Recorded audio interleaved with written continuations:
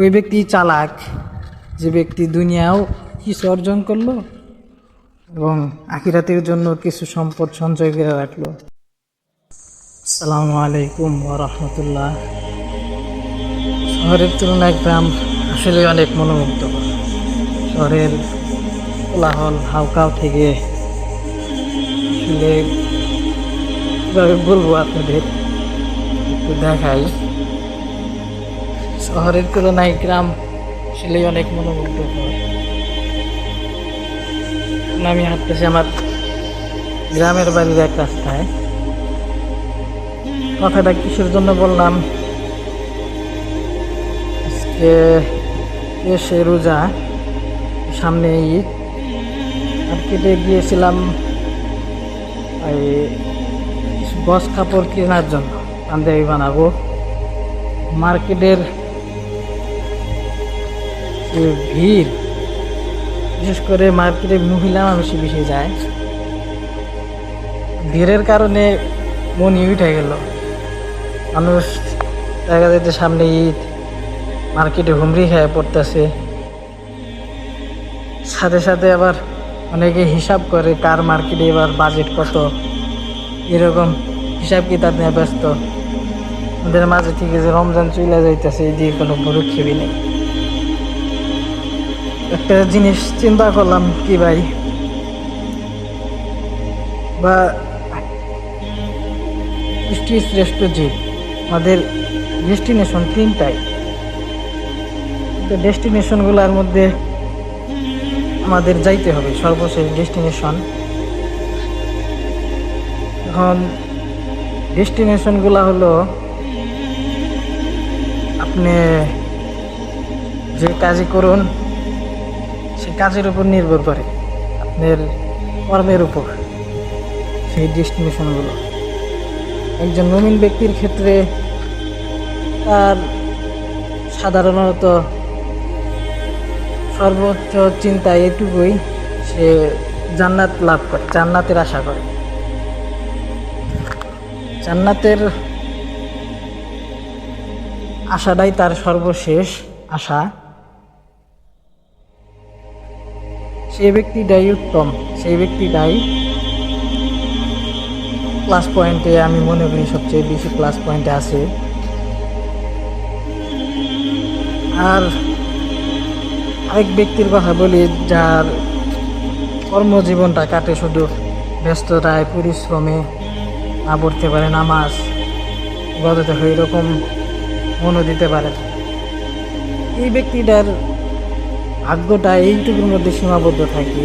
দুনিয়াতে সে সারা জীবন পরিশ্রম করে, একটা সময় আসে ভোগ করার, সেই সময় সে বার্ধক্যে পৌঁছা যায়।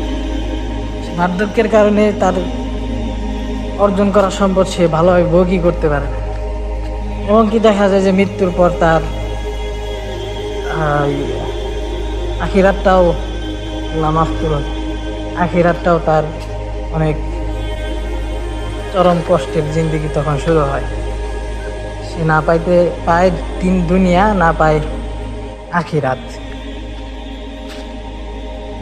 আর আরেক ব্যক্তির ক্ষেত্রে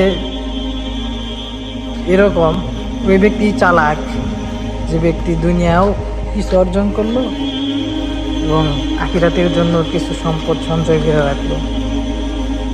এই ক্যাটাগরির লোকগুলো দেখবেন সাধারণত সে নিম্নে 5 ওয়াক্ত নামাজ পড়ে ভাই। যে 5 ওয়াক্ত নামাজ পড়ে তার আর কি লাগে ভাই? আমার যদি খাস ইমান থাকে, খাস যদি আল্লাহর উপর, আখিরাতের উপর, জান্নাতের উপর ভরসা থাকে, ওই ব্যক্তিটারে দেখবেন যে সে নামাজ কোনোদিন ছাড়ে না। যার নামাজ নাই তার কি আছে ভাই? আমার প্রভু আমাকে যে সৃষ্টি করছে, আমার ঘর, সে যদি আমার সাপোর্টে না থাকে তাহলে আমি কোথায় যাব? আমার কোনো আশ্রয় আছে ভাই বলুন? তো ভাই চিন্তাটা মাথায় আসলো হঠাৎ করে। তবে নামাজ পড়েন ভাই, রোজা চলে যাইতেছে, মাফ করো, সামনে পামো কিনা। এই রমজান মাসটা, জিনিস লক্ষ্য করছেন কি, এই রমজান মাসটা খুবই দ্রুত চলে গেল আমাদের কাছ থেকে, খুবই দ্রুত চলে গেল। এরকম কোনো বছর আমি অনুভব করিনি। এটা একটা বড় আপদ বলা চলে, বা বড় গজব। ভালো সময়গুলো খুব দ্রুত পার হয়ে যায়। এ হলো সামনে আল্লাহ জানে কি অপেক্ষা করতেছে আমাদের ভবিষ্যৎ। এবার নামাজ পড়বে, যার নামাজ আছে তার সাথে তার প্রভু আছে, আল্লাহ আছে। যার সাথে আল্লাহ আছে তার আর কি লাগে? তার ঘর পুরাই দিক, তার জমি নদীতে ভাঙ্গা যাক, কিন্তু তবু তার কোনো চিন্তা নাই, কারণ তার সাথে তার প্রভু আছে। বিশাল এক জিন্দিগি অপেক্ষা করতেছে, যেখানে তার জন্য জান্নাত অপেক্ষা করতেছে। এই হলো বিষয়টা। মার্কেটে গেলাম, এইভাবে মানুষের হুমড়ি খেয়ে পড়ার দিন যে না, আমি আমার জন্য মার্কেট করবো না। অনেক কিছু চিন্তা ভাবনা করলাম, তো কিনা বাদ দিয়ে এসে বসছি। এই হলো বিষয় ভাই।